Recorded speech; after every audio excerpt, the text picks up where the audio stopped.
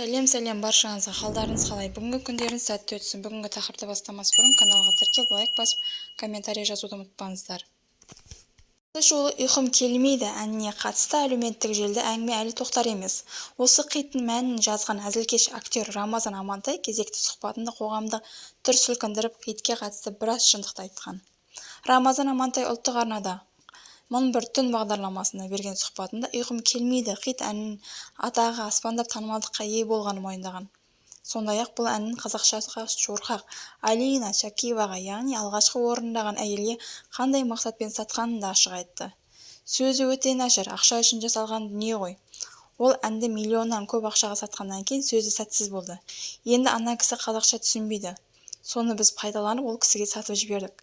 Кішкене ниетімізде дұрыс болмады. Содан соң сынға ілініп қалдық, деді Рамазан Амантай. Дәл осы сұхбатынан кейін актер лезде сөзінен айнып ұйқым келмейді деген әннің сөзінің шын жүректен шыққанын туынды екенін айтып ақталды.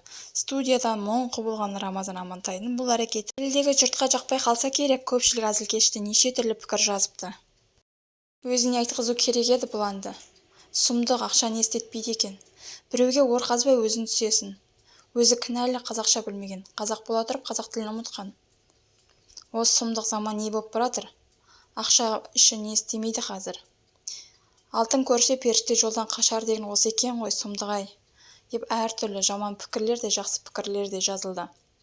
Соңына дейін тыңдағандарыңызға көп рахмет. Лайк басып, комментарий жазып, каналға тіркелуді ұмытпаңыздар. Шоу-бизнес жаңалықтарға сіздерге әрдайым жақсы жаңалықтармен бөлісіп отыратын болады. Каналға тіркелуді ұмытпаймыз, достар.